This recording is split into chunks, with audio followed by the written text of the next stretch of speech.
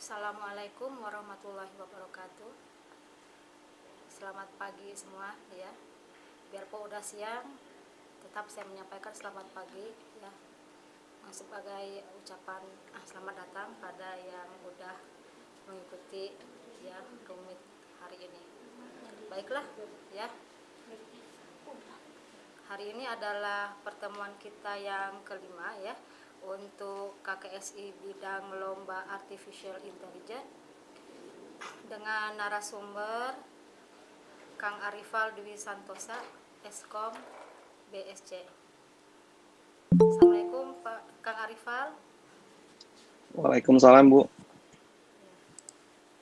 Sehat Kang Arifal? Alhamdulillah sehat. Alhamdulillah ya.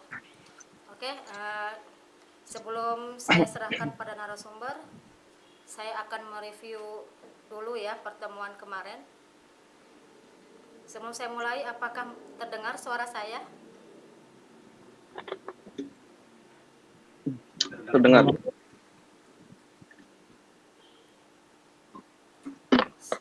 Terdengar suara saya nggak?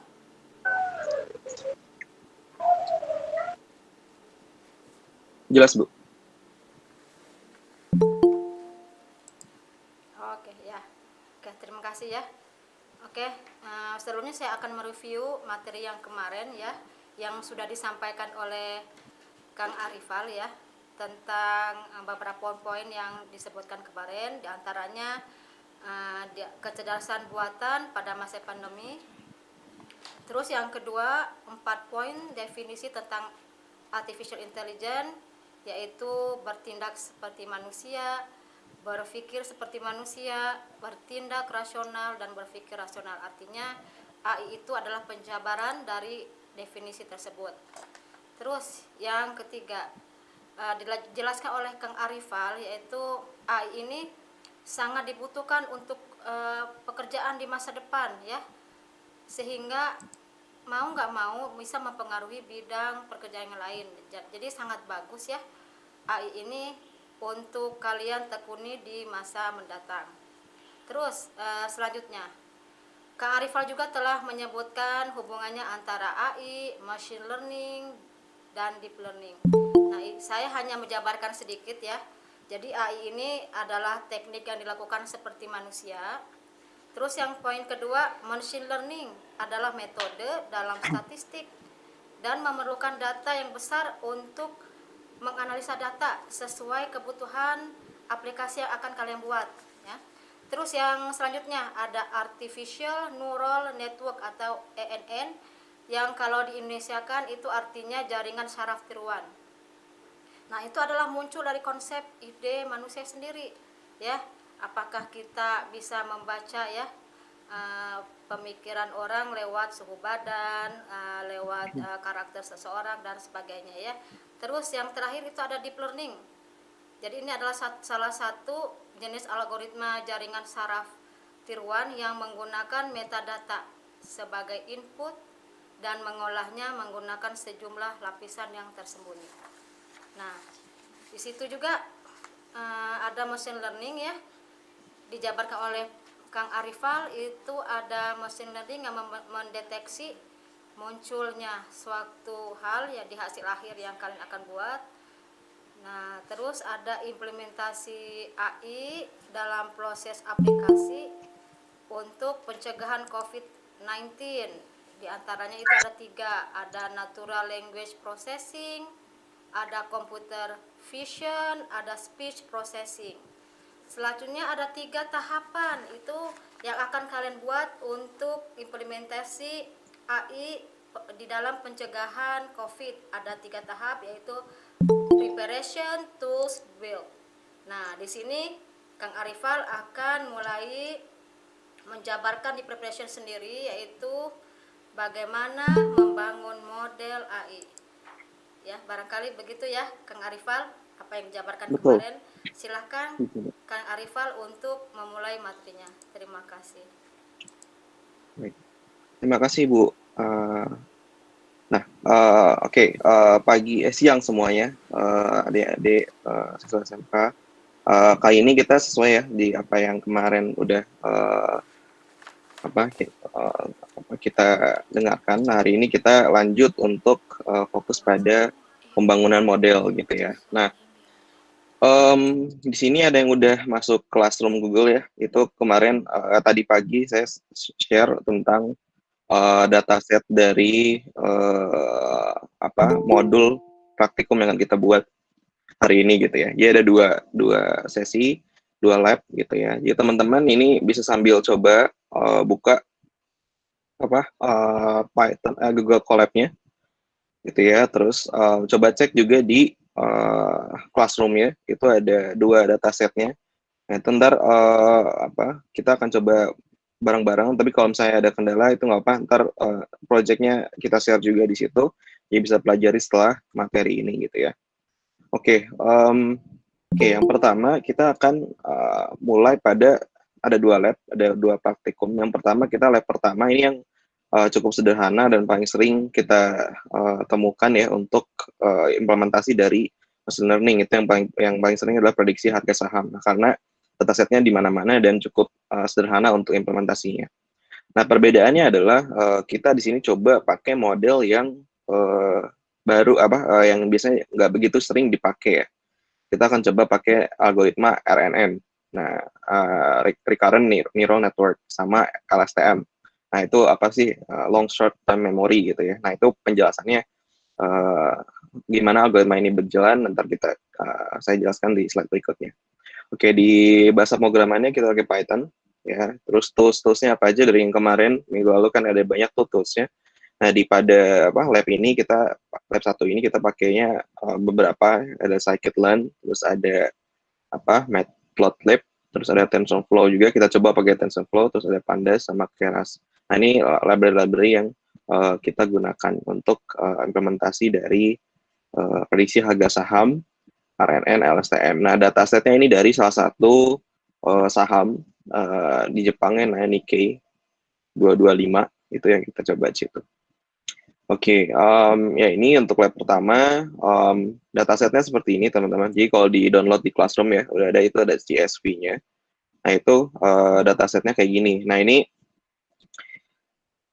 itu dataset dengan tipe time series gitu. Time series itu artinya apa? Artinya adalah ini, ada penanda tanggalnya atau waktu biasanya gitu.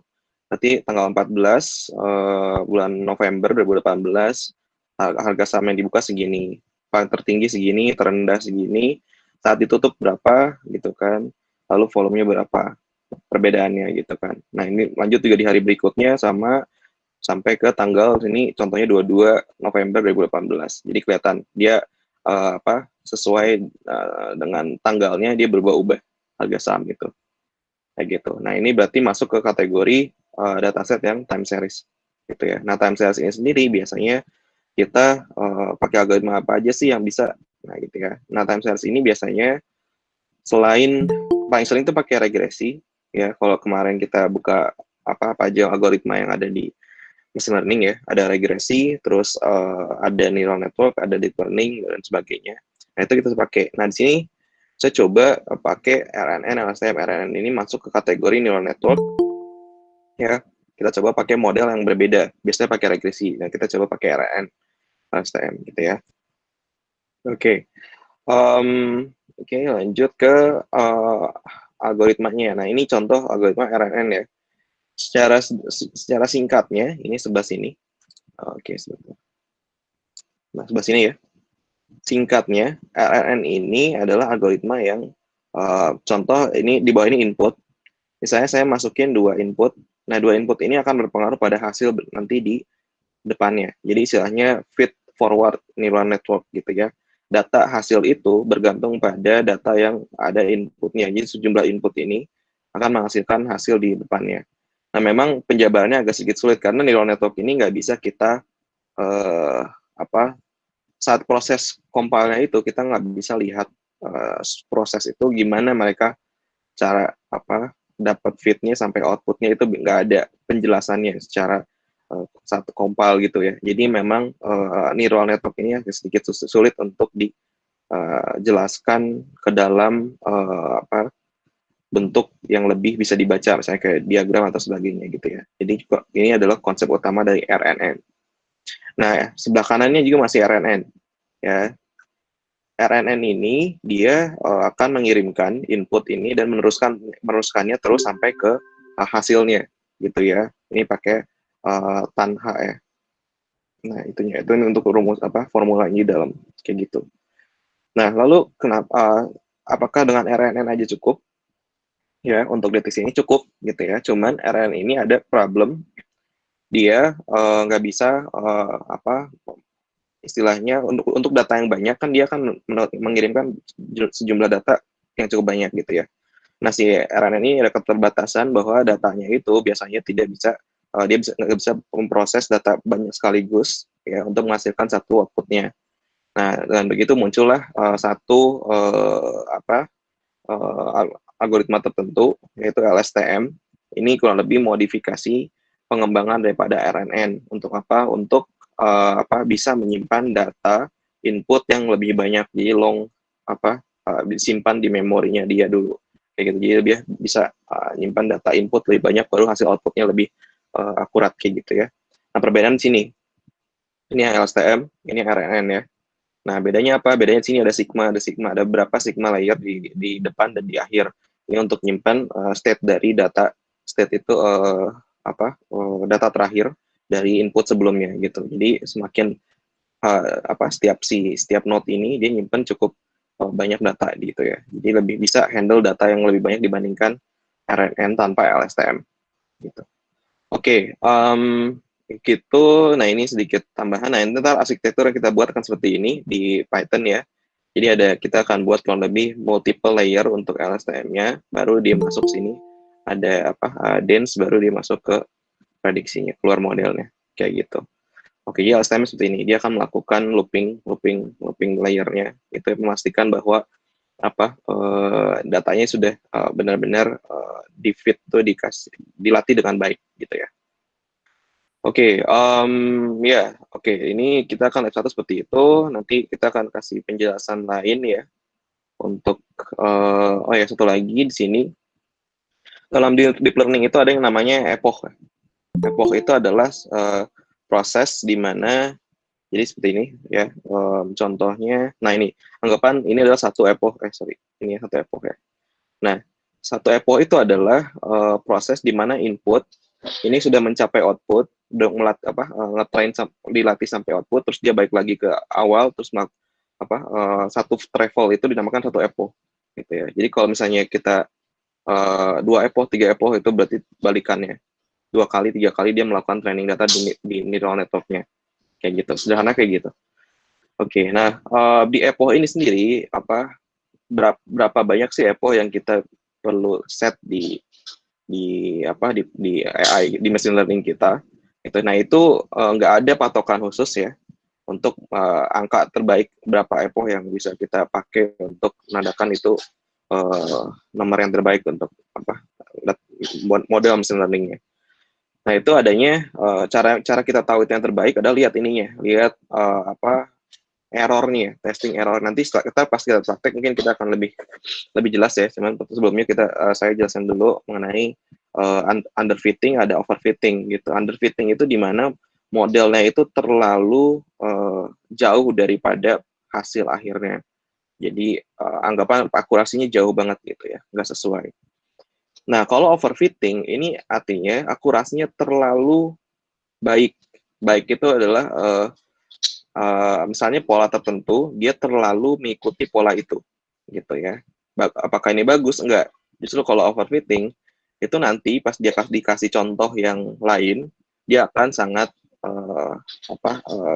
intinya performanya akan sangat drop karena kita sudah terlalu tuning si modelnya ke data latih, sedangkan nanti data testingnya kan macam-macam, jadi polanya beda lagi. Nah, pas dikasih itu bisa mereka akan drop performanya di situ kayak gitu. Nah, jadi yang baik yang gimana? Epochnya berapa? Nah, epoch yang baik itu di saat kita, pas di tengah-tengah, sebelum si testing errornya meningkat. Nanti ada loss errornya berapa muncul pas di Python. Nah, pas dia mulai turun, dan pas dia mulai naik, nah kita berhenti di epoch pas sebelum dia naik. Berarti itu epoch yang terbaik untuk model kita, kayak gitu ya. Jumlah epoch yang terbaik kayak gitu. Oke, nah itu untuk yang lab 1 tadi ya. Oke, nah sekarang lab yang kedua kita akan, atau nanti kita coba implementasi dulu untuk lab pertama ya. Gitu, baru kita masuk ke lab yang kedua. Oke, sambil kalau yang lagi menyiapkan collab-nya, Google Collab-nya bisa sambil dibuka, teman-teman ya. Kita akan coba praktek yang bisa, yang available untuk praktek, yang itu ya. Nah, yang belum nanti bisa sambil ngikutin. Oke.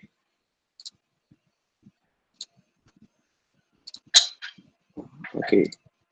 Ya. Oke, udah muncul ya. Nah, di sini tadi saya sudah share di Classroom. Ini ada datasetnya.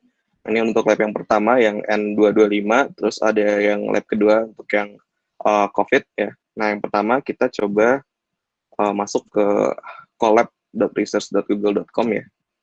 Nah, ntar di sini teman-teman tampilannya kayak gini. Kita buat satu notebook baru. Ya, ini notebook. Oke. Ya, nah tampilannya kan seperti ini setelah kita buat notebook baru ya. Nah, ini kita kasih nama prediksi saham. Oke. Ya, contoh. Oke. Oke, yang pertama di sini kita akan melakukan import library apa saja yang diperlukan. Oke ya. Sini kan. Nah, tulisannya kelihatan jelas nggak? Ini ya. Chrome ya.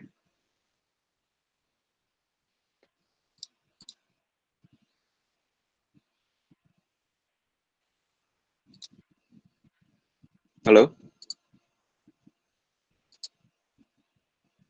Oh, kurang jelas. Oke. Saya coba zoom ya. Oke. Segini jelas nggak? Oke. Sip. Oke, yang pertama kode classroom-nya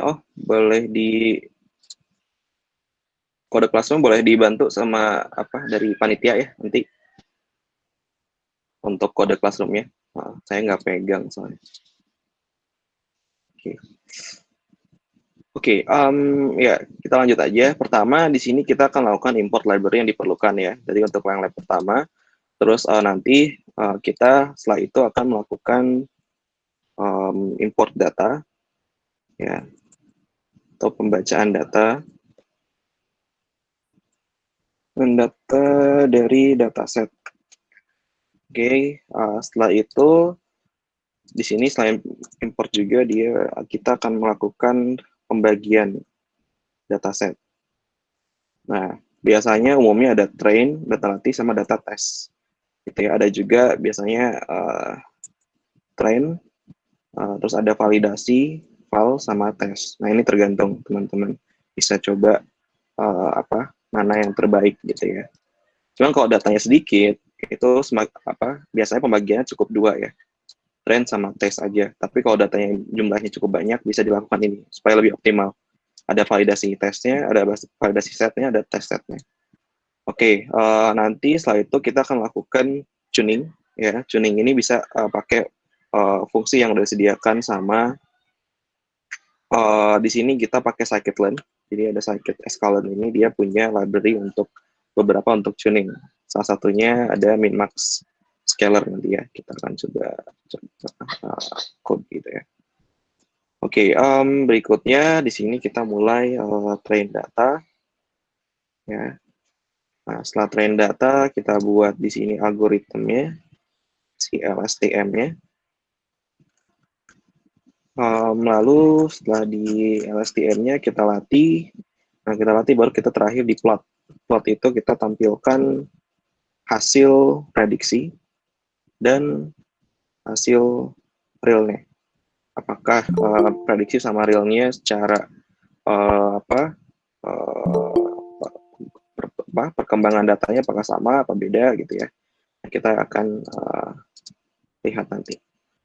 Oke, pertama, jadi tadi kita untuk yang lab 1 ini kita akan pakai numpy ya, numpy. Jadi kita coba ini import numpy snp. Nah ini s-nya inisial ya, teman-teman bisa paling sederhana, paling umumnya kita pakai singkatan library-nya numpy jnp. Terus kita import lagi matplotlib ya. Di sini matplotlib-nya dipakai untuk menggambar, membuat visualisasinya, data, menampilkan visualisasi datanya. Jadi supaya lebih jelas ya. Kalau dalam bentuk angka kan nggak kelihatan si perbedaan antara yang prediksi sama yang realnya. Oke, berikutnya ada pandas. Nah ini juga sama untuk visualisasi. Dan terakhir kita pakai scikit-learn.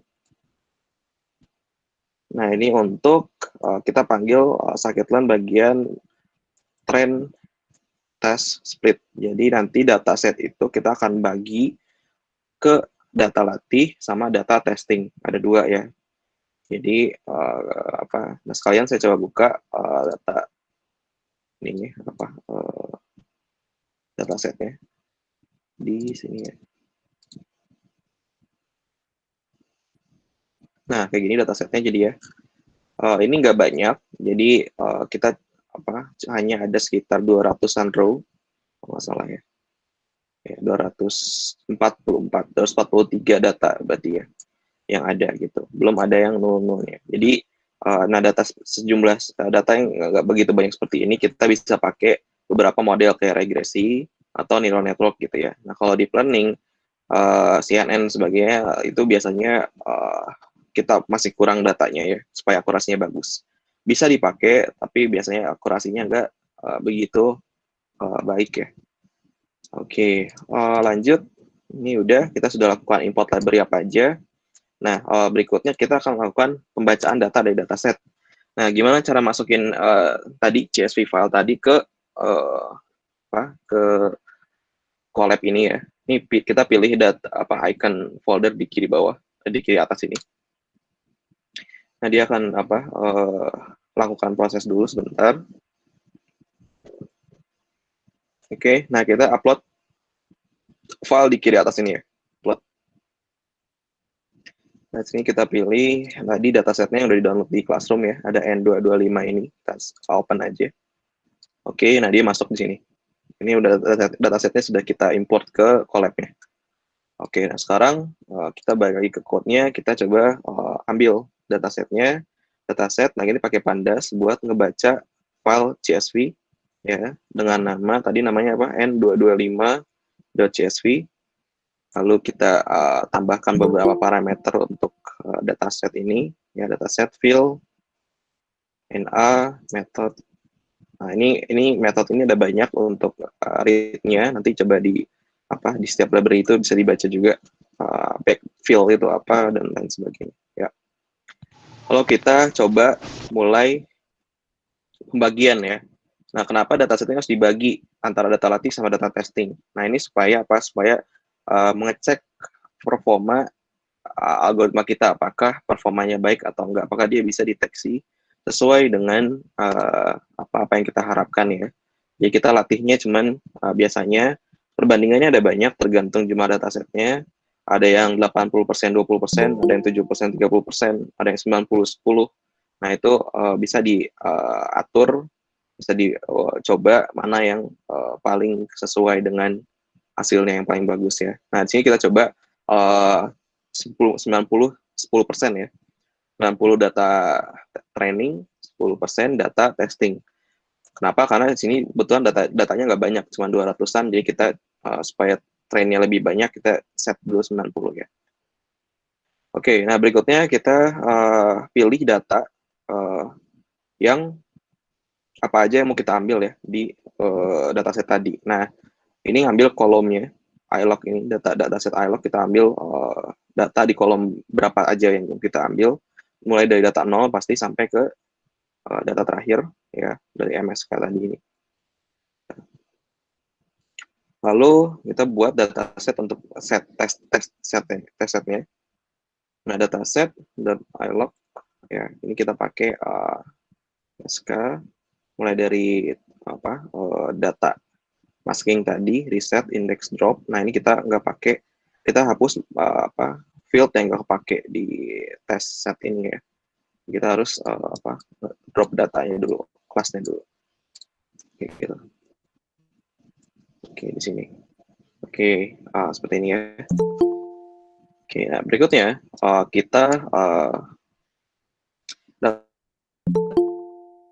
training set ini untuk nanti kita bandingkan di plotnya ya. Nah, kita coba data set, ngambil dari data training juga. Kolom 1, 2, values. Nah, values ini ngambil nilainya gitu ya. Kayak gini. Oke. Oke, nah sampai sini kita sudah selesai. Nah, untuk memastikan bahwa datanya itu udah benar dibaginya, kita coba tampilkan hasilnya, dataset train ya, dot count. Ini ya, kita bakal lihat apakah datanya sudah sesuai gitu ya. Nah, cara jalaninnya klik tombol play di kiri setiap sectionnya ya. Play, pertama import dulu, kita tadi belum import, setelah import baru kita starting. Nah, di sini kelihatan muncul ya datanya ya. Kan tadi di datasetnya ada open, height, low, close, adjustment close sama volume. Nah, di semua ini itu tadi ada sekitar totalnya 243 data. Nah, kita ambil 90% sebagai dataset, berarti dia dapatnya 219 data. Gitu ya. Nah, kalau teman-teman maunya 80%, tinggal ganti aja.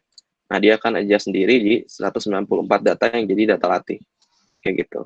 Nah, ini tinggal diatur aja mana yang terbaik. Nah, tapi di sini kita coba 0,9 karena datanya sedikit.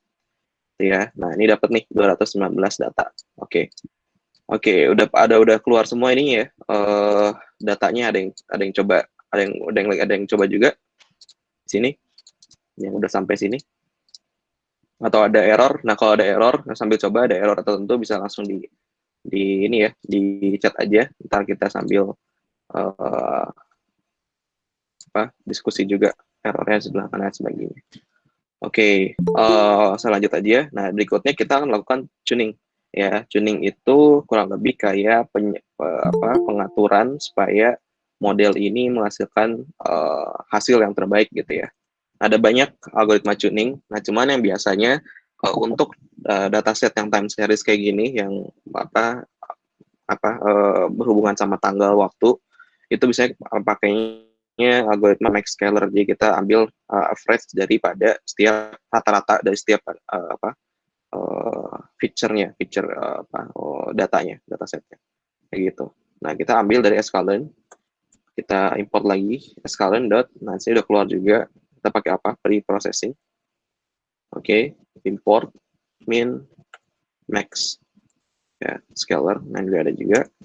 Oke, nah kita set misalnya namanya ms, min max scalar ya, min max scalar sama dengan sjfit, sorry. Ya, scalar, kita masukin feature-nya, feature range-nya berapa ya, 01, satu feature aja. Lalu kita set training set scale-nya berapa. Nah, ini yang udah di dataset training yang udah di adjust sama si min-max scalar-nya. Nah, tinggal masukin aja mms.fit transform. Ini masukin training set-nya. Training set. Nah, jadi ntar training set-nya udah di tuning nih sama si min-max scalar. Jadi lebih nggak raw data, nggak mentah langsung dari yang sebelumnya, yang dari dataset. Oke, sini. Oke, kita run aja, dia nggak keluar apa-apa ya, karena nggak ada output, nggak ada print apapun. Nah, sekarang kita coba untuk memilih data trainnya berapa banyak ya. Nah, di sini kita coba langsung buat X-train ya. Ini array, lalu Y-train, array juga. Terus kita looping sejumlah data yang akan kita ambil. Misalnya di sini saya ambil data row, nggak semua dulu ya. Misalnya saya ambil dari row mungkin row 60-an sampai bawah ya, sampai terakhir yang masuk data training. Berarti 4i range 60 sampai tadi berapa? 90% dari training set 216. Ya, 216. Oke, masuk. Kita baru masukin datanya ke array training X, training X-nya. Append training set scale, pakainya set scale karena ini yang udah di tuning. Ya, bisa juga pakai tadi training set langsung, tapi biasanya hasilnya nggak begitu bagus. Dan ntar kita coba juga ya, bandingin mana yang set scale sama yang set aja.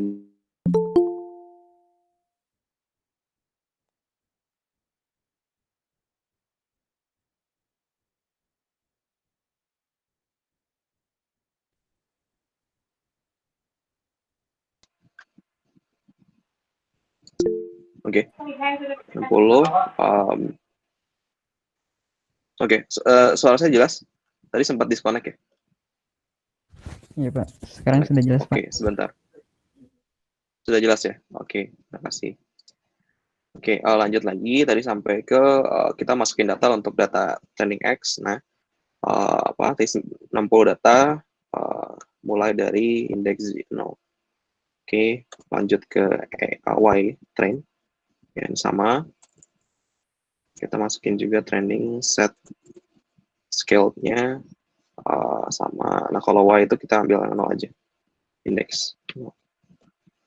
Gitu. Oke, nah berikutnya kita lakukan penggabungan nih antara X train sama Y train-nya. Nah, ini teknik ini bisa dilakukan dalam untuk apa? Gabungkan si model ini supaya bisa dilatih nanti langsung masuk ke model algoritmanya. Jadi model algoritma ini dia bisa memproses datanya setelah masukkan ke bentuk yang sesuai dengan input dari modelnya. Nah, kita harus ubah dulu nih. Berarti tadi udah ada X train sama Y train. Kita harus convert ini ke dalam bentuk istilahnya NumPy array. Nah, itu dari bentuk itu dia baru bisa diproses ke modelnya. Kayak gitu. Nah, sini NumPy array, X train, ya. Kita juga NumPy array untuk yang Y train-nya. Gitu. Oke, nah terakhir X train sama dengan kita adjust lagi reshape ya jumlahnya si jumlah kolom datanya. X train shape no ya, terus X train ini itu shape 0 sama 1 ya. Oke, seperti ini. Oke, ya. Ini untuk melakukan membaca data dan dimasukkan ke dalam bentuk NumPy ya, array. Oke, nah kalau kita run, harus nggak ada output apa-apa, nah nggak ada error juga. Ya, ini sudah benar berarti ya. Nah, kita lanjut ke algoritma LSTM. Gimana cara implementasi algoritma LSTM di project ini. Nah, kita pakai dari TensorFlow. Dari nama library-nya dari TensorFlow itu namanya Keras ya, teman-teman. Keras ya, bukan keras. Ejaannya gitu. Jadi TensorFlow kita import .keras.models. Nah, ini import kita ambil, kita karena datanya ini apa istilahnya itu sekuensial. Jadi berturut-turut datanya itu runtut ya, sekuensial. Jadi kita pakai yang sequential model from TensorFlow Keras. Kita ambil layers. Nah, ini kita akan membangun layer dari si LSTM sama dense tadi yang sesuai di slide yang tadi kita, arsitektur yang ada di slide tadi sebelumnya saya tampilkan. Layers, kita import si LSTM-nya from TensorFlow keras.layers lagi, kita import untuk dropout. Nah, ini satu teknik dropout ini ya dari dataset yang dimasukkan ke model ya. Oke, nah kita buat modelnya. Nah, ini kita pakai misalnya namanya ini aja LSTM model dengan sequential. Nah, kita akan buat ininya. Nah, teman tadi ya di sini. Nah, kita akan buat arsitekturnya seperti ini ya. Jadi ada layer. Ya, di sini layernya ada 3, tapi jumlah layernya bisa tergantung sama yang kita input ya. Bisa 4, bisa 5, bisa lebih. Itu tergantung sama performance-nya juga. Oke, lanjut. Sequential, terus LSTM model. Kita masukkan LSTM model add LSTM. Nah, kita masukkan ke layernya si LSTM ini, unitsnya itu berapa besar LSTM yang ada di situ. Kita set 50 ya. Ini depends, tapi biasanya di angka di atas 20-an untuk hasil yang oke. Pas semakin banyak data, semakin besar units yang harus kita masukkan. Nah, return sequence, nah ini kita akan set si layer LSTM ini untuk melatih looping ya, datanya dilatih terus di node-nya supaya lebih si memorinya itu semakin kuat ya, menyimpan datanya. Oke, LSTM model, nah kita tambahin namanya dropout. Ini salah satu teknik juga dari layer ya. Gitu. Nah, ini sudah satu layer nih kita masuk. Berarti udah ada satu LSTM layer 1 kita udah punya nih di sini. Nah, kita akan coba buat lebih dari satu. Nah, ini konsepnya LSTM itu memang biasanya multiple, nggak satu layernya. Nah, kita tinggal copy aja, kita paste, ya. Bawahnya juga kita paste lagi, gitu ya. Jadi sama, ada 3 di sini ya, 3 LSTM. Nah, yang melakukan looping, gitu ya. Jadi, sini. Oke. Nah, terakhir kita bisa buat dense, namanya dense layer. Ya, layer terakhir setelah sebelum masuk ke hasil prediksinya. Gitu ya. Nah, ini LSTM, kita copy lagi. Sini kita buat namanya dense.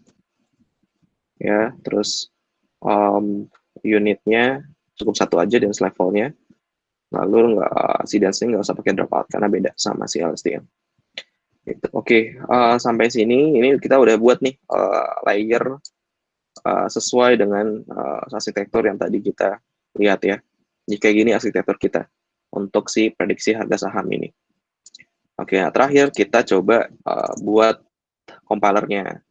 Berarti LSTM model kita compile ya. Nah, ini ada beberapa parameter dalam compile ini, ada optimizer. Nah, ini metode optimizer ada apa? Yang paling umum untuk time series itu Adam optimizernya, terus ada loss. Nah, ini untuk prediksi tadi. Di sini ya, di explanation di epoch ini, kita akan lihat, untuk lihat si testing errornya dia itu, loss-nya berapa persen itu, kapan dia naik, kapan dia turun, itu kita bisa lihat pakai loss ini. Gitu ya. Nah, ini ada banyak juga metode untuk ngitung loss-nya. Yang paling umum itu kita pakai mean squared error. Ya. Mean squared error. Oke, nah sampai sini kita udah buat compilernya. Sekarang kita akan coba masukkan data dari dataset ke modelnya. Nah, caranya LSTM model fit ya. Nah, tadi X train-nya yang udah dibagi, terus ada Y train-nya sama jumlah epochnya berapa. Nah, di sini di awal teman-teman bisa kira-kira aja. Misalnya saya coba epochnya saya coba 30 dulu deh gitu ya. Apakah 30 cukup gitu ya. Lalu kita ada namanya selain epoch itu ada batch size-nya. Ini batch size itu seberapa besar si data itu per kloternya diproses. Misalnya tadi ada 216 data. Nah, kalau kita masukkan batch size-nya misalnya 20, berarti dia akan melakukan prosesnya perkelipatan 20, 40, 60 dan sebagainya. Ini nggak begitu berpengaruh. Batch size ini hanya lebih ke kecepatan dia melakukan training ke modelnya, gitu. Oke, nah sampai sini ada yang ditanyakan, ada yang udah coba juga codingnya. Oke, kalau belum ini di proses ini cukup lumayan makan waktu ya, mungkin 1-2 menit kita coba run aja. Nah, karena dia akan melakukan training data. Nah, kayak gini tampilannya. Dia muncul epoch 1/30. Ya. Nah, keluar deh. Nah, ini proses training dari dataset ke modelnya. Ya, kelihatan ya, dia akan melakukan sampai ke epoch 30 tadi kita udah set. Ya. Ini sampai tunggu sampai 30. Nah, ini datanya 200, prosesnya cukup cepat ya. Bayangkan kalau teman-teman punya 1 juta data. Nah, ini biasanya terakhir saya pernah coba training data kurang lebih 2 jutaan data. Saya nunggu sampai 12 jam gitu ya, sampai selesai epochnya training gitu. Mungkin bisa lebih lama lagi gitu. Oke, nah kayak gini. Hasil epochnya kayak gini, teman-teman. Kelihatan. Jadi di sini ada berapa lama dia makan waktu satu epoch itu, dan berapa data yang loss itu tidak sesuai. ya. Di sini dia 0,2 tinggi. Terus keduanya dia turun nih 0,06. Oke, turun lagi, turun terus. Nah, turun terus, dia turun terus 260, 259. Nah, di sini mulai naik nih. Mulai naik, sini turun lagi, sini naik lagi, sini turun lagi. Nah, foto seperti ini ya. Jadi nggak stabil.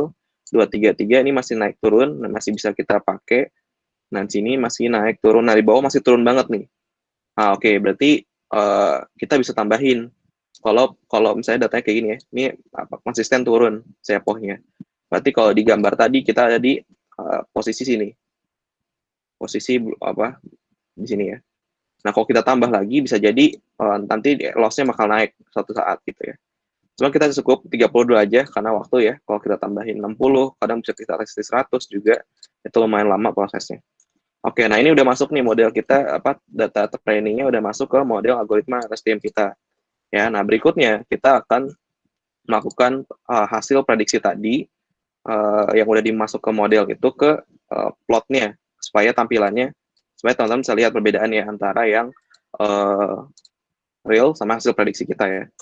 Oke, lanjut kita pakai PLT tadi matplotlib namanya, library-nya kita pakai plot ya. Terus kita pakai tadi ada namanya di sini kita harus buat dulu satu ambil data dulu yang mana ya. Tadi kan belum masuk datanya, kita dataset total sama dengan pandas concat. Nah, kita ambil datasetnya, dataset train. Kita ambil tadi yang kolom open karena yang diprediksi adalah yang saham terbuka ya, bukan yang saham yang udah close.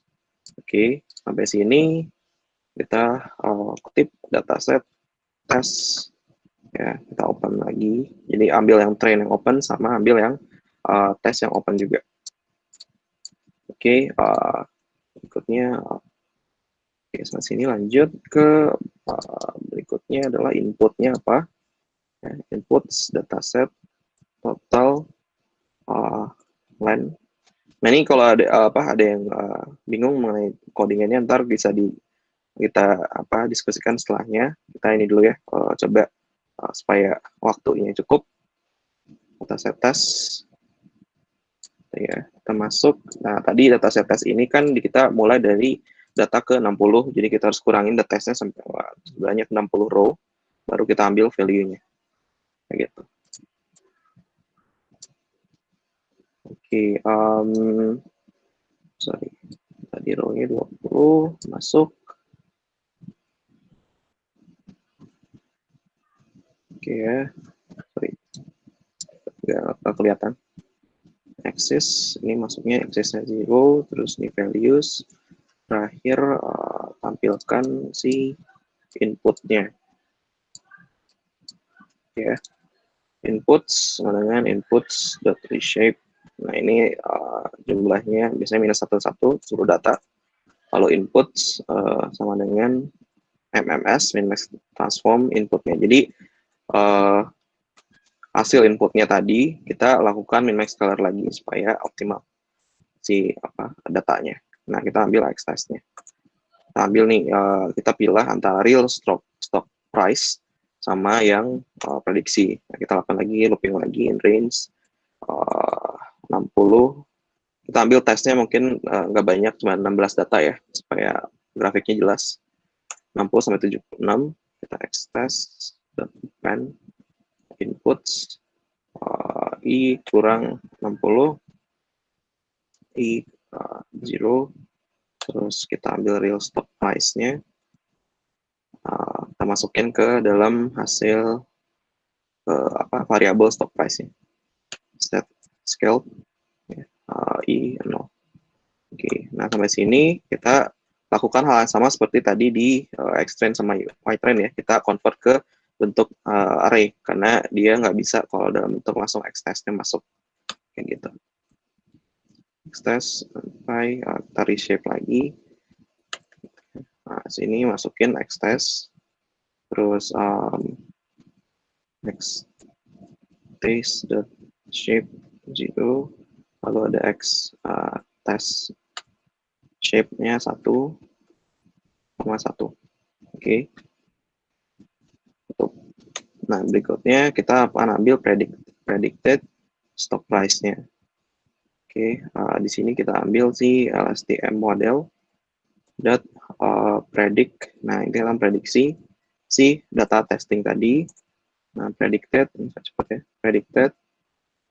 Nah, dengan kita lakukan max color lagi, inverse. Nah, ini bedanya di inverse transform, ya, predicted stock price. Di sini ya. Lalu kita tambahkan real stock price sama dengan numpy array dot real stock price, sorry, kecil ya. Oke, real stock price. Nah, di bawahnya real stock price, oke. Sama dengan kita reshape, ya, numpy reshape real stock price, ya, koma real sama caranya stock price kayak di atas ya, reshape-nya 0, terus koma real stock price 1,1 tutup. Nah, terakhir kita lakukan inverse transform ya, sama seperti yang di sebelumnya. Oke, inverse transformnya, oke, ini kita ambil dari 0 seperti ini. Terus kita ambil real stock price sama dengan MMS inverse transform, sama kayak yang di predicted stock price ya, transform. Oke. Nah, ini kita coba run ya sampai sini. Maka ada error, nah sini temu nih, oh typo ya. Errornya kayak gini ya, tampilan error di collab atau di notebook ya. Ada typo, ternyata harusnya reshape. Ya, kita coba run lagi. Ada error lagi apa katanya? Real stock price is not defined. Ya. Oke, ini S, ini nggak pakai S, dia pakai S. Kita hapus aja ya, nggak pakai S. Run lagi. Siapa? X is not defined. Oke, tipe lagi. Harusnya ini underscore. Dia dianggap satu variabel tadi ya. Ya, run lagi. Oke, ini.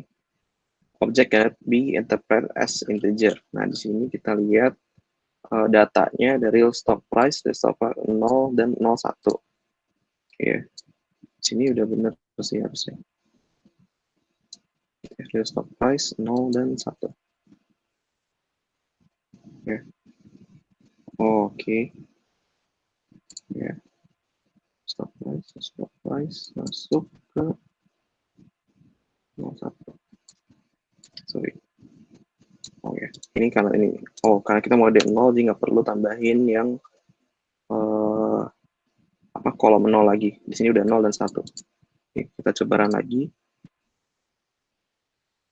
Valid syntax, kelebihan kurang. Oke, next. Object have as transform. Reshape real stock price. Real stock price 0, real stock price dot stock price dot oke. Berarti di sini kurang shape. Oke, run. Oke.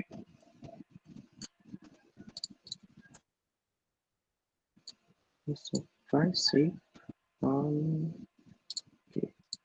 Ini sudah kurang.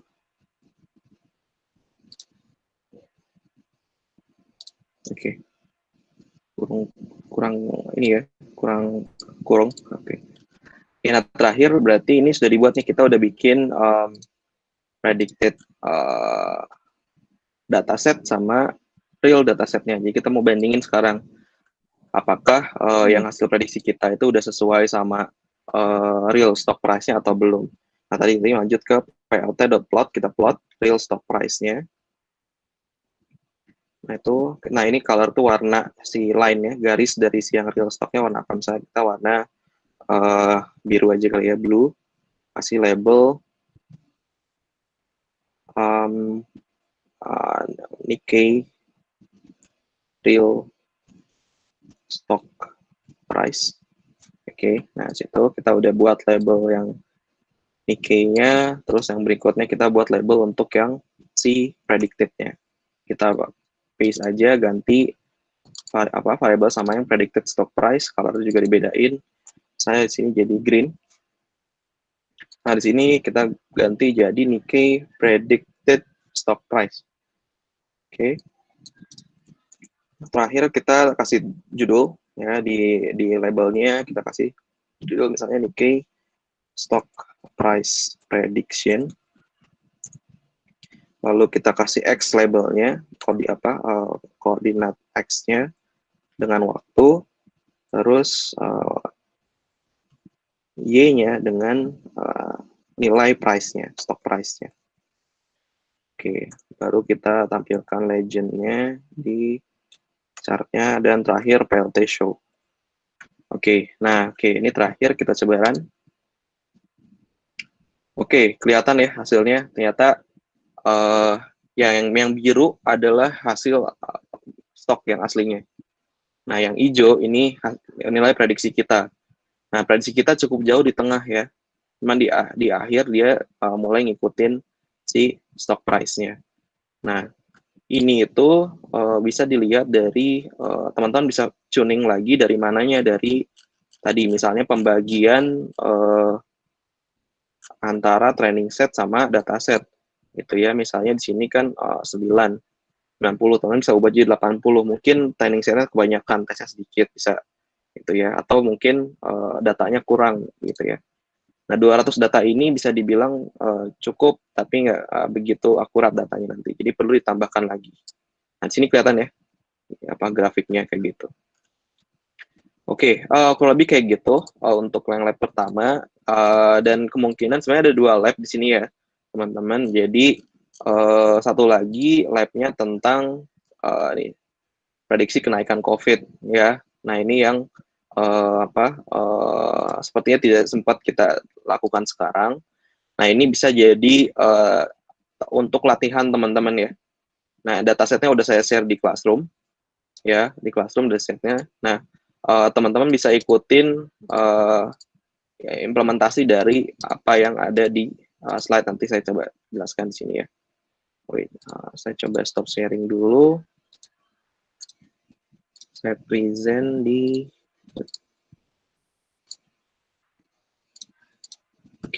ya. Udah muncul ya.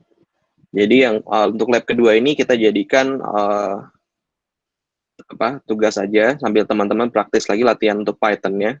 Kita coba prediksi kenaikan angka positif COVID-19 di Indonesia. Nah, datasetnya udah saya share di Classroom. Nah, kita pakai modelnya. Modelnya di sini yang paling banyak ditemukan biasanya untuk prediksi kenaikan itu pakai regresi polinomial. Nah, bedanya apa? Ntar coba teman-teman di sini lagi antara regresi biasa dengan polinomial. Lalu toolsnya kita pakai Scikit-learn, Colab, Pandas, Matplotlib, NumPy ya. Gitu. Nah, datasetnya seperti ini, jadi kelihatan. Kenapa? Sebelumnya kita jelasin dulu ya, kenapa polynomial regression ini dipakai untuk dataset prediksi kenaikan. Karena regresi polinomial ini dia model yang khusus atau yang cocok untuk deteksi angka untuk prediksi angka yang ketergantungan tapi multiple, istilahnya multi kolom yang independen. Independen itu nggak bergantung satu sama lain kayak gini. Akurasi testing sama confirm itu biasanya kan satu hal yang berbeda. Antara testing sama yang positif itu kan yang angka yang berbeda, variabel yang berbeda. Nah, itu si regresi itu dia cukup baik untuk melakukan handle data-data yang independen dan multi, lebih dari satu kolom kayak gitu. Jadi kita kenapa multimodal regression itu salah satu yang bisa diimplementasi kayak gitu. Nah, nanti bentuknya kayak gini setelah teman-teman download. Nah, tadi ya, seperti ini ya, perbedaan antara linear model, regresi biasa, sama yang polinomial, gitu. Nah, kalau simple linear, nah, tadi contoh yang kita lihat grafik itu, yang harga saham itu termasuk linear, sequential linear model. Jadi, kenapa bentuknya kayak, agak jauh dengan predicted yang poin-poin ini, gitu ya. Nah, kalau polinomial dia bisa ambil titik tengahnya. Jadi bukan garis yang ngikutin poinnya ya, tapi dia ambil titik tengahnya, itu yang bagus. Kayak gitu. Nah, tadi tentang underfitting dan overfitting. Nah, ini lebih detailnya, teman-teman bisa lihat lebih jelas. Nanti teman-teman di lab 2 ini pasti teman-teman akan menghadapi namanya masalah underfitting sama overfitting ya di masalah COVID ini. Ya, jadi perbedaannya apa? Nah, kalau underfitting itu biasanya seperti ini, dia lurus terus, nggak melihat datanya gitu ya. Nah, ini berarti gapnya agak jauh nih dengan data realnya, nggak sesuai prediksinya, nggak begitu akurat kayak gitu. Nah, kalau yang tepat adalah seperti ini. Ini yang si prediksi ini selalu di antara data-datanya, di antara datanya ya. Seperti ini. Nah, ini yang tepat. Jadi dia bisa prediksi nanti dengan data testset baru dia bisa akurasinya bagus. Nah, tapi yang overfitting, nah ini kalau datanya benar-benar persis sama dengan data latih. Nah, ini benar-benar kok ya kita ngikutin ya, lihat prediksinya dia ngikutin garisnya ke node-nya. Nah, ini. Nah, mungkin di data latihnya akan bagus hasilnya, bisa sampai mungkin di atas 90%. Tapi pas kita kasih data baru yang dia belum pernah latih sebelumnya, nah dengan data ini pasti akan drop nilainya, akurasinya akan jatuh. Karena data latihnya itu modelnya terlalu dilatih dengan train datanya gitu ya. Jadi dia nggak bisa dilakukan dengan data testing. Pasti akan tadi kan low bias, dia nggak bias memang, tapi high variance itu dia terlalu kompleks, akhirnya data ya set yang baru dia nggak bisa detect. Jadi yang bagus itu yang low bias, low variance gitu ya, dua itu. Jadi ada di tengah-tengah kayak gitu. Nah, ini benar teman-teman akan temukan pas lab kedua ini ya di COVID yang tes COVID ini, karena datanya cukup banyak ya, teman-teman harus lakukan modelnya bebas. Kita ini contohnya salah satunya polynomial regression. Kalau ada yang kepikiran pakai neural network itu juga oke. Kita kepikiran pakai deep learning juga oke. Karena datanya cukup banyak, kayaknya masih bisa masuk deep learning. Nah, ntar coba dibandingkan, dievaluasi mana yang algoritma yang performanya lebih baik dan kenapa kayak gitu. Jadi teman-teman bisa pelajari langsung gitu ya, gimana cara kerja si machine learning itu sendiri kayak gitu. Oke, cukup itu aja dari saya, tempat 1 jam kurang 1 menit. Jadi selanjutnya mungkin masuk ke tanya jawab. Saya coba serahkan ke Bu Ana lagi. Silakan Bu.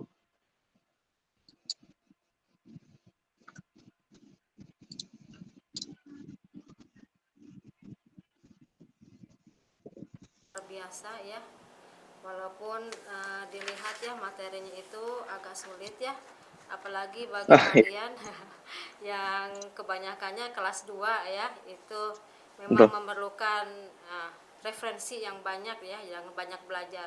Tapi nggak masalah, jadi kalian bisa menemukan hal-hal yang baru ya di sini, yang membuat kalian akan terus bertanya, ini kedepannya kayak gimana, AI ini diterapkan, diaplikasikan di sekitar kita itu manfaatnya itu bagaimana. Nah, sangat luar biasa kalau kalian memang benar-benar ingin menekuni bidang AI ini. Kalau kita mungkin agak terlambat ya dibandingkan negara lain ya, tapi insya Allah Ibu yakin kalian juga bisa menjadi seorang inovator ya untuk bidang AI ini. Nah, inilah yang diadakan KKSI Bintang Lomba AI untuk mencari bakat-bakat di antara kalian. Kita lihat dulu sesi tanya jawab ya. Adakah pertanyaan yang akan kalian tanyakan ke Kang Arifal ya? Kalau misal ada kendala atau aplikasi yang baru buat kalian, silakan ditanyakan di forum ini agar lebih mengerti lagi.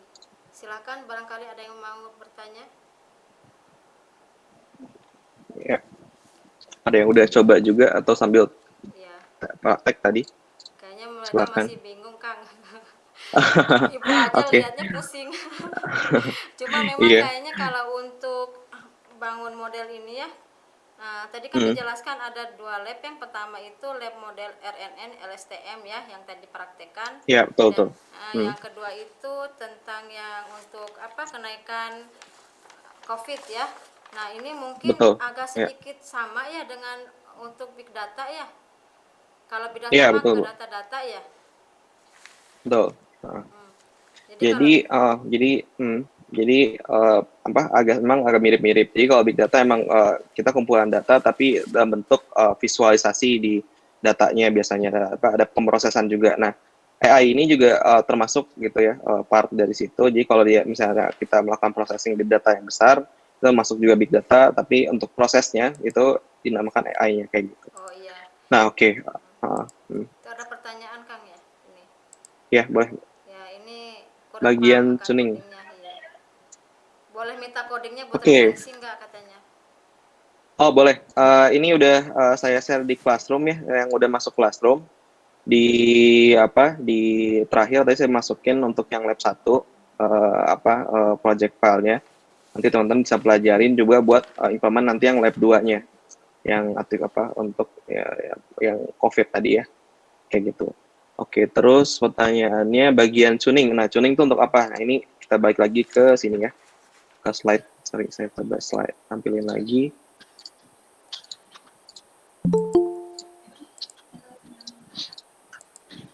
Oke, tuning ya. Nah, di sini ya. Udah kelihatan? Oke. Nah, di tuning ini perbedaannya adalah tadi misalnya linear model yang standar ya, kalau nggak di-tuning dia akan lurus kayak gini dan nggak sesuai sama datanya. Nah, salah satunya adalah polinomial ini dia salah satu tuning daripada linear modelnya. Dia akan ambil titik tengah dari setiap data-datanya yang terdekat kayak gitu. Jadi akhirnya apa? Si model yang polinomial ini bisa deteksi akurasinya lebih baik dibandingkan yang linear karena dia gapnya jauh ya antara antara di sini kelihatan yang titik satu dengan prediksi ini cukup jauh. Sedangkan polinomial dia selalu ambil rata-rata daripada jarak antara masing-masing real nilainya kayak gitu. Jadi fungsinya tuning itu adalah intinya hasil prediksi itu dibuat sedekat mungkin dengan hasil aslinya gitu ya. Dengan cara apa aja tadi kita ambil rata-rata. Kalau min max tadi kan min max scalar ya. Min max scalar itu untuk ambil rata-rata titik tengah antar tiap antara jarak yang paling dekat nah jarak yang paling jauh. Jadi kita ambil tengahnya gitu. Gitu. Nah, itu yang dilakukan min max scalar. Nah, masih ada banyak juga algoritma tuning yang bisa dipakai dan itu bisa beda-beda tergantung tipe algoritmanya sama datasetnya ya. Nah, kalau data time series ini dengan Mimax Scaler gini ini cukup oke. Yang tadi ya, yang prediksi harga saham kita pakainya tuningnya Mimax Scaler kayak gitu. Nah, untuk codingnya memang teman-teman bisa explore lagi ya dari tadi yang udah aku share di Classroom. Mungkin teman-teman bisa baca lagi terus dipahami lagi kenapa ini bisa seperti itu gitu ya. Dan karena emang waktunya juga aku nggak sempat untuk describe semuanya, cuma beberapa poin utama itu udah sempat ya untuk masalah tuning algoritma yang dipakai sama visualisasinya tadi grafiknya kayak gitu. Oke, terus berikutnya dapetin dataset ya. Dataset itu banyak. Sebentar, ada suara.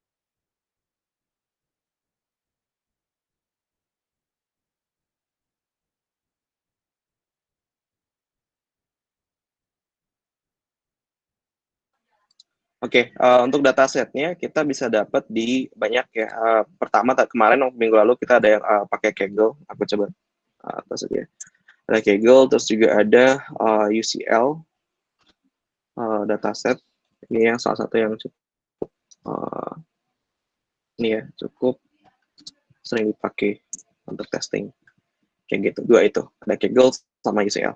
Nah, untuk pertemuan ini mungkin nanti teman-teman untuk prakteknya kita nggak perlu seperti ini ya, maksudnya nggak perlu pakai Python dan implement semuanya dari awal itu karena mungkin waktunya nggak akan cukup untuk membuat tugas akhir. Nah, jadi saya sarankan teman-teman untuk untuk pakai framework yang udah ada ya. Kalau di pertemuan 1 kemarin kita coba buka pertemuan 1 ya.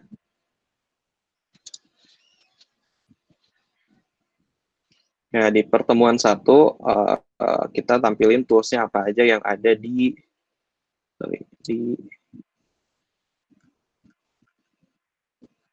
Saya buka dulu.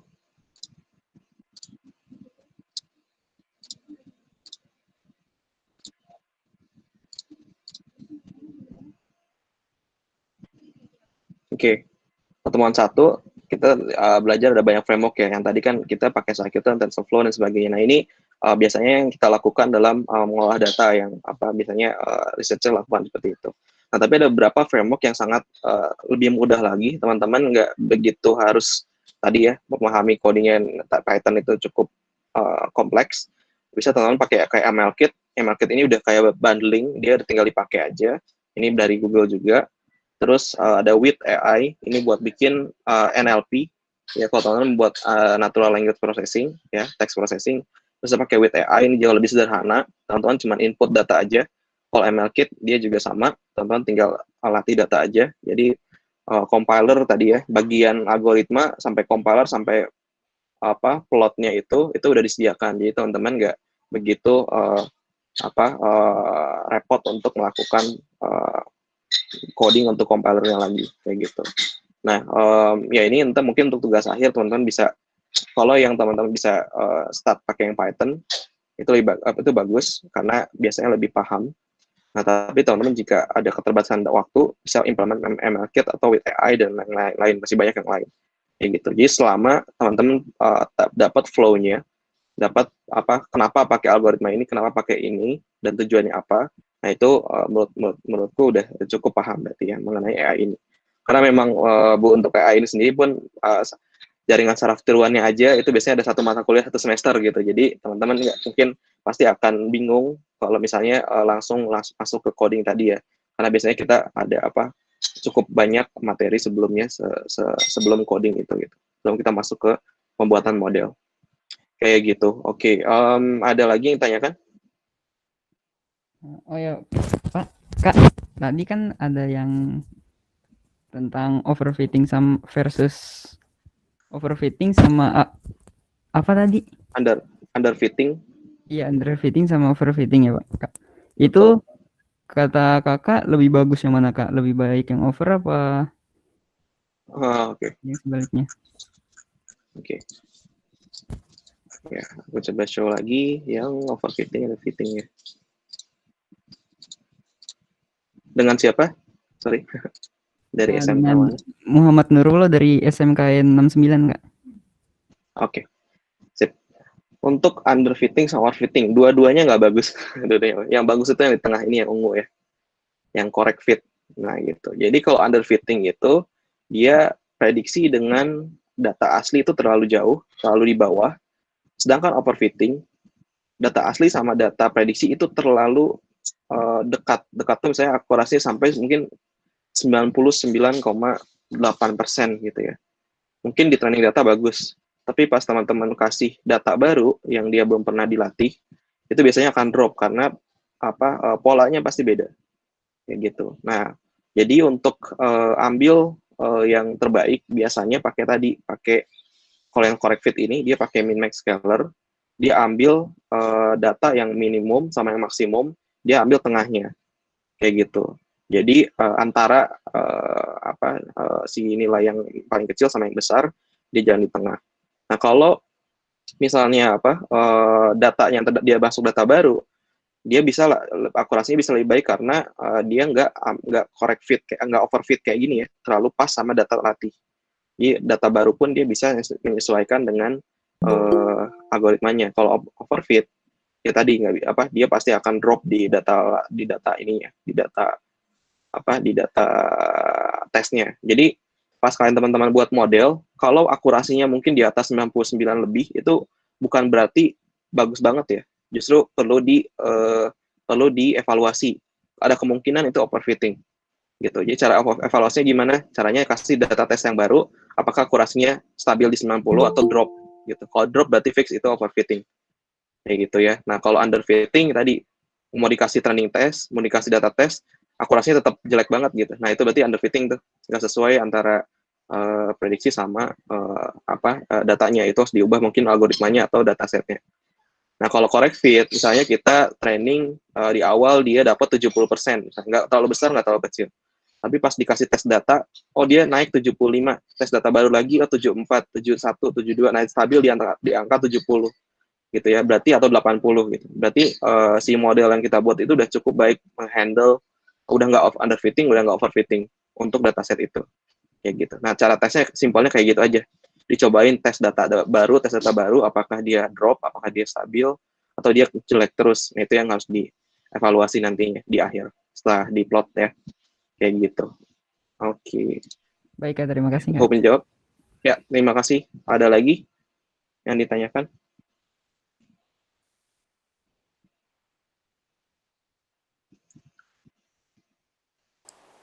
Ada lagi yang mau ditanyakan? Kayaknya udah tidak ada pertanyaan ya. Kita akan Ya, oke. kita akan mengakhiri ya pertemuan ini ya. Kalau ada pertanyaan bisa ditanyakan lewat Google Classroom ya. Terus kalian juga harus bisa bersabar ya untuk 3 kali pertemuan lagi. Setelah itu kalian bisa memulai proyek yang akan kalian buat. Oke. Sebelum kita mengakhiri, tolong webcamnya diaktifkan ya untuk sesi foto bersama, jadikan dokumentasi. Silahkan diaktifkan webcamnya. Oke.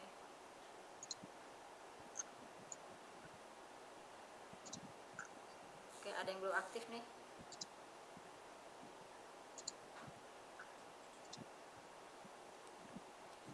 Oke. Oke. Oke, udah siap semua? Oke. 1, 2, 3.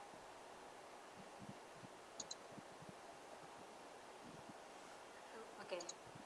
Terima kasih ya Kang Arifal dengan materi yang sudah share Sama-sama. sangat luar biasa. Semoga pertemuan hari ini bermanfaat buat kalian ya. Dan kalian udah mulai memikirkan materi aplikasi apa yang akan kalian buat ya untuk AI ini. Oke, sampai ketemu minggu depan ya di hari yang sama ya, sesuai dengan jadwal yang diberikan oleh kami.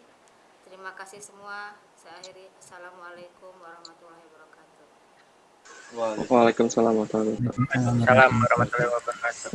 Waalaikumsalam warahmatullahi wabarakatuh.